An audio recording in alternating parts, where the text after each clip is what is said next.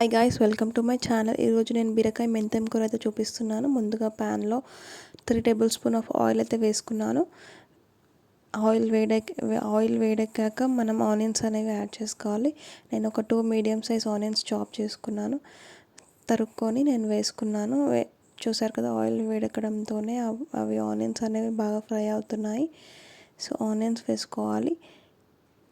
Onions మంచిగా red brownish colour రావాలి. As యూజువల్గా మీకు ముందు వీడియోలో చెప్పినట్టుగానే ఆనియన్స్ మనకి బ్రౌనిష్ కలర్ వస్తేనే మనకి కర్రీ టేస్ట్ అనేది బాగా వస్తుంది.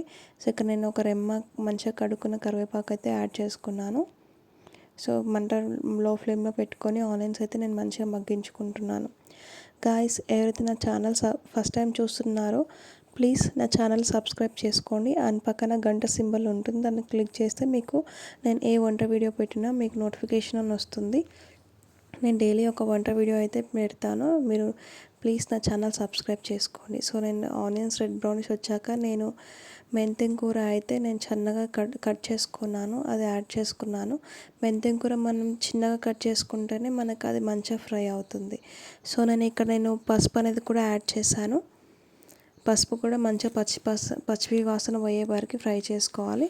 సో నేను దీంట్లోనే ఒక 1.5 టేబుల్ స్పూన్ ఆఫ్ అల్లం వెల్లిగడ్డ పేస్ట్ అనేది వేసుకున్నాను. సో నేను ఇక్కడ మంచిగా ఫ్రై చేసుకుంటున్నాను కర్రీ ఫ్రై అయ్యాక నేను కట్ చేసుకున్న బీరకాయ ముక్కలు అయితే వేసి మంచిగా మిక్స్ చేసుకుంటున్నాను. దీంట్లోనే ఉప్పు కూడా యాడ్ చేసేస్తున్నాను. ఉప్పు వేయడం వల్ల బీరకాయలో నీరు అనేవి ఊరుతాయి కర్రీకి. మనం మళ్ళీ స్పెసిఫిక్గా వాటర్ పోయాల్సిన అవసరం లేదు.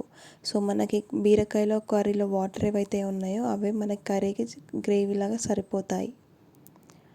నేను అలాగే దీనిపైనుంచి కొంచెం బీరకాయ ఊరాక బీరకాయలో వాటర్ వచ్చేసాయి కదా, వాటర్ వచ్చాక నేను ఒక 1 టేబుల్ స్పూన్ ఆఫ్ కారం అయితే వేసుకుంటున్నాను.